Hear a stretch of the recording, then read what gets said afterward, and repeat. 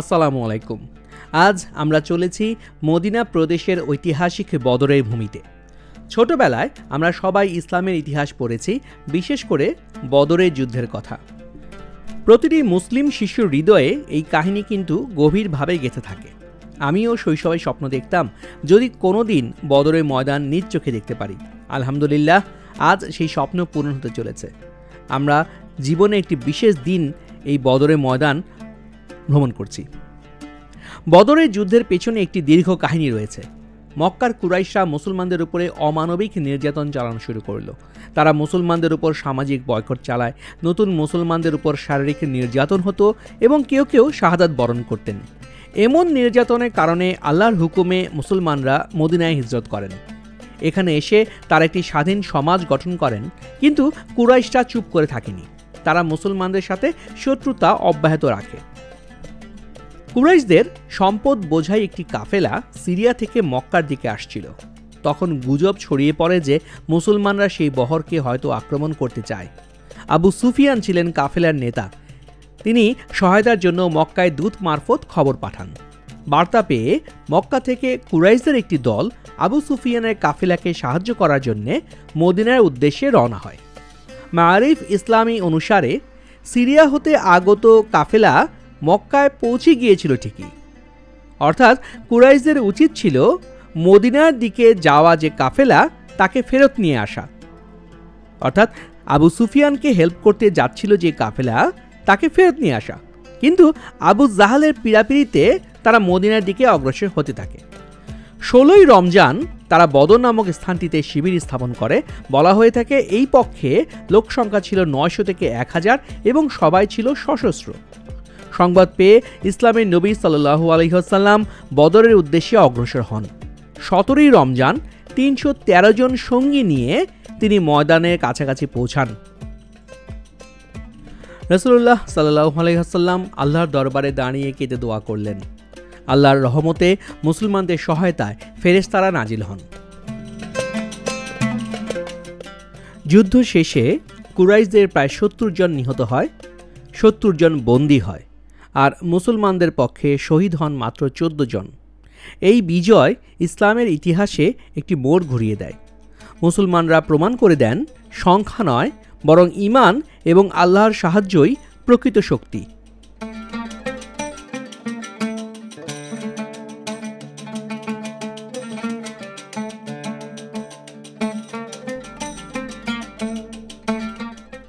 বন্ধুগণ, আপনারা স্ক্রিনে যে সাদা মসজিদটি দেখতে পাচ্ছেন, এটি মসজিদে বদর। এখানে দাঁড়িয়েই আমাদের প্রিয় নবীজি আল্লাহ রাব্বুল আলামিনের কাছে দোয়া করেছিলেন, সাহায্যের জন্য ফরিয়াদ জানিয়েছিলেন।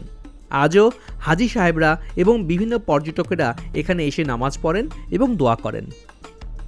আমরা হেঁটে চলেছি বদরের প্রান্তরে সেই অংশটুকুতে যেখানে যুদ্ধ সংগঠিত হয়েছিল। যেখানে আমরা দাঁড়িয়ে আছি, আপনারা দেখছেন অনেকেই দাঁড়িয়ে আছে। এখান থেকে নিচু যে ঢালু জমিটুকু, এই অংশে কিন্তু যুদ্ধ সংগঠিত হয়েছিল।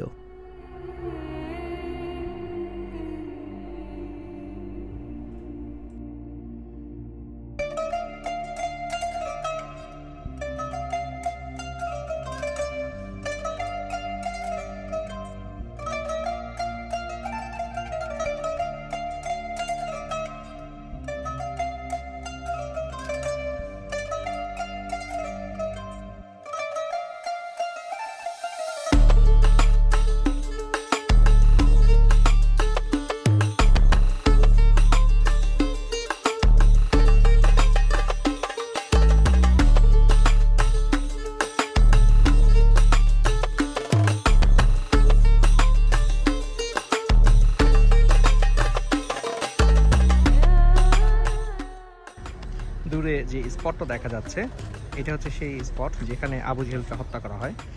আর আমরা এখন দেখতে পাচ্ছি বদরের যুদ্ধের প্রান্তর। ঠিক এই স্থানটাতেই মুসলিম বাহিনীর সাথে তৎকালীন পৌত্তলিকদের যুদ্ধ হয়। আর এই অংশটা এখন খোলা, এখানে হয়। আর আবু জেহেলকে হত্যা করা হয় এই জায়গাটাতে। এখানে মার্ক করে রাখা হয়েছে। এই সেই মসজিদ, যে মসজিদে রাসূল পাক সাল্লাল্লাহু আলাইহি ওয়াসাল্লাম আল্লাহ পাকের সাহায্যের জন্য মোনাজাত করেন। এই মসজিদে তখন ছিল না মসজিদ, পরবর্তীতে মসজিদ হিসেবে জায়গা করে নেওয়া। এখন যে স্থানটিতে আমরা দাঁড়িয়ে রয়েছি তা হচ্ছে বদরের যুদ্ধে যে 14 জন সাহাবী ইকরামগণ শাহাদাত বরণ করেছেন তাদের কবরস্থান। যে কবুতরগুলো আপনারা দেখতে পাচ্ছেন এটি একটি ফ্লোরের মতো, এর পাশেই যে নিম্নভূমি একটা ছোট্ট ভূমির মতো আছে, এখানেই কবরগুলো দেওয়া হয়েছে। এখানে কোনো নাম চিহ্ন বা ল্যান্ডমার্ক নেই যা দিয়ে বোঝা যাবে যে কার কবর কোনটা।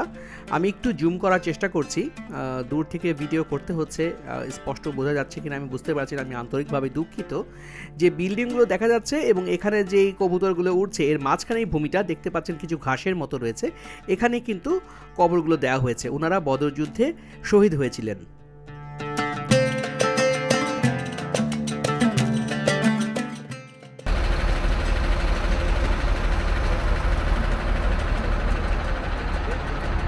সেই পাহাড়টি এখন দেখতে পাচ্ছেন বালুর একটি পাহাড়, একটু ডিউন টাইপের। এই বালির পাহাড়টিকেই বলা হয় জাবালে মালাইকা। জাবালে মালাইকা হচ্ছে সেই পাহাড় যেখানে বদর যুদ্ধে রাসূল সাল্লাল্লাহু আলাইহি ওয়াসাল্লামের দোয়ার পরে আল্লাহ পাক এখানে ফেরেশতাগণকে পাঠান মুসলমান বাহিনীকে সাহায্য করার জন্য। লক্ষ্য করে দেখতে পাবেন আমাদের পুরো ভিডিওতে যতগুলো পাহাড় ছিল সবগুলো কিন্তু সলিড গ্রানাইটের, কিন্তু এই পাহাড়টি সম্পূর্ণ ভিন্ন এবং এটি একেবারেই বালু দিয়ে করা।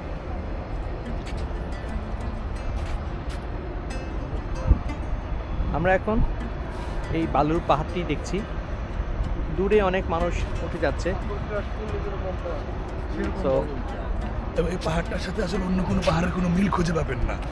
এই পাহাড়টা আসলে এমন একটা পাহাড় যে পাহাড়ে আল্লাহ রাসূলকে সহযোগিতা করার জন্য আল্লাহ রাব্বুল আলামিন 1000 ফেরেশতা নাযিল করেছিলেন এখানে, প্রায় মতান্তরে আরও 5 মাস হতে পারে। এই ফেরেশতারাই এই পাহাড়ে অবতীর্ণ হয়েছিলেন। এই পাহাড় থেকে তারা ব্যাটেলফিল্ডে গিয়েছিলেন, বদর ব্যাটেলফিল্ডে গিয়ে মুসলমানদের হয়ে তারা যুদ্ধ করেছিলেন। আল্লাহু আকবার। আপনি দেখেন আশেপাশে যত পাহাড়গুলো দেখবেন এই পাহাড়টা কিন্তু টোটালি একটু ডিফারেন্ট। তো আলহামদুলিল্লাহ আমরা এই পাহাড়ের কাছে এসেছি, আমরা দেখছি আমাদের হাজী সাহেবদেরকে নিয়ে। আপনারা আমাদের জন্য দোয়া করবেন, আমরা আপনাদের জন্য দোয়া করি ইনশাআল্লাহ। আসসালামু আলাইকুম ওয়া রাহমাতুল্লাহ।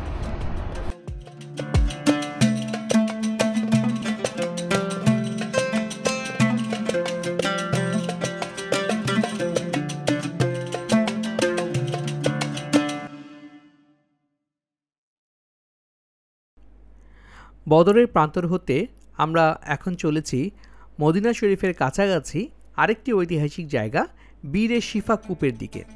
বীর শব্দের অর্থ হচ্ছে কূপ বা কুয়া, আর শিফা শব্দের অর্থ হচ্ছে আরোগ্য বা চিকিৎসা। আমরা ইতিহাস থেকে জানতে পারি যে বহু বছর আগে স্থানীয় মানুষজন এই কূপটি খনন করেছিলেন, কিন্তু কূপের পানি ছিল লবণাক্ত এবং তিক্ত। মানুষ এবং পশু যখন এই পানি পান করত তখন তারা অসুস্থ হয়ে যেত।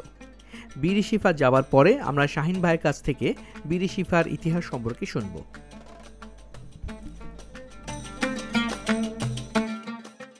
আসসালামু আলাইকুম ওয়া রাহমাতুল্লাহ। সম্মানিত দর্শক মণ্ডলী, আমরা এখন আসছি বীর শিফা। বীর শিফাটা হচ্ছে এমন একটা জায়গা যেটা মদিনা থেকে বদর হয়ে যাওয়ার জন্য, বদর যাওয়ার জন্য প্রতিমধ্যে এটা পড়ে। তো বীর শিফাটার বৈশিষ্ট্যটা হচ্ছে আল্লাহ রাসূল সাল্লাল্লাহু আলাইহি ওয়াসাল্লাম যখন এই জায়গা দিয়ে সাহাবাদেরকে নিয়ে যাচ্ছিলেন, যাওয়ার পথে এই বীর শিফায় এই কূপের পানিটা তখন রাসূল সাল্লাল্লাহু আলাইহি ওয়াসাল্লাম এসে দেখেন যে এটা অনেক নিচে ছিল পানিটা, এবং এই পানিটা দূষিত ছিল, পান করার মতো কোনো অবস্থা ছিল না। তো আল্লাহর সাহাবারা যখন আল্লাহ রাসূলের কাছে এসে এই যে কথাটা বললেন, তখন আল্লাহ রাসূল সাল্লাল্লাহু আলাইহি ওয়াসাল্লামের দুধ মুবারক এই পানিতে দেন। এই পানিতে দেওয়ার পরে পানিটা তখন উপরে উঠে আসে এবং আল্লাহর রহমতে এই পানিটা তখন বিশুদ্ধ হয়ে যায়। সো ওই কূপের কাছে আমরা এখানে এসেছি, আমরা এই কূপ থেকে পানি খাবো ইনশাআল্লাহ। যদিও এই কূপের পানির ব্যাপারে মানে হাদিসে, বিশুদ্ধ হাদিস দ্বারা কোনো কিছু প্রমাণ পাওয়া যায় না, বাট এটা আমরা যেহেতু অনেকেই আসে সেজন্য আমরা আসছি এখানে আমাদের হাজী সাহেবদেরকে নিয়ে। আমরা এখানে এখন কূপটাকে দেখবো এবং এই পানি আমরা পান করবো ইনশাআল্লাহ। বরকতের নিয়তে পান করবো না, বাট এমনিতে পান করবো ইনশাআল্লাহ। বরকতের নিয়তে শুধুমাত্র জমজমের পানি পান করবো। আর এই পানিটা যেহেতু আমরা এখানে আসছি সেই জন্য আমরা দেখবো এবং এই পানিটা পান করবো ইনশাআল্লাহ। আপনারা আমাদের সাথেই থাকুন, আমাদের জন্য দোয়া করবেন। আসসালামু আলাইকুম ওয়া রাহমাতুল্লাহি ওয়া বারাকাতুহু।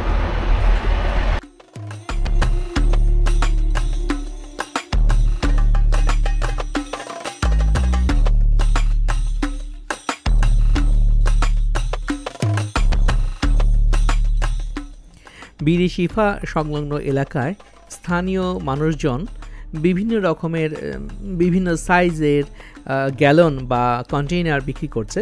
মানুষজন এই কূপের কাছ থেকে পানি নিয়ে যাচ্ছে এবং আমরা দেখতে পাচ্ছি যে এই এলাকাটা যথেষ্ট হাজি সাহেবগণ এবং অন্যান্য পর্যটকদের দ্বারা একেবারে পরিপূর্ণ। সবাই এখানে আসছে, সবাই এখানে দেখছেন এবং বিভিন্ন কন্টেইনারে পানি নিচ্ছেন, সাথে অন্যান্য সুভিনির আইটেমও আছে। সো আমরা যাচ্ছি মূল কূপটার দিকে। আপনারা স্ক্রিনে যে একটা কূপের মতো দেখতে পাচ্ছেন স্ট্রাকচার, ওইটি কিন্তু আসলে বীরে শিফা কূপ। মূল কূপটি এখন বন্ধ করে দেওয়া হয়েছে। আপনারা দেখতে পাচ্ছেন যে একেবারে স্টিলের একটা আবরণ দিয়ে আটকে দেওয়া হয়েছে এখানে। আর এখান থেকে কিন্তু কল দেওয়া হয়েছে যে এটা হচ্ছে মূল কূপ। এই মূল কূপটাকে বন্ধ করা আছে কারণ যেন অন্য কোনোভাবে এটা দূষিত হতে না পারে সেই ব্যবস্থা ইনশিওর করার জন্য এটা রাখা হয়েছে। আর এখান থেকে কল চলে গিয়েছে, কলটা আছে এখানে এবং সেখান থেকেই মানুষজন কিন্তু পানি নিচ্ছে।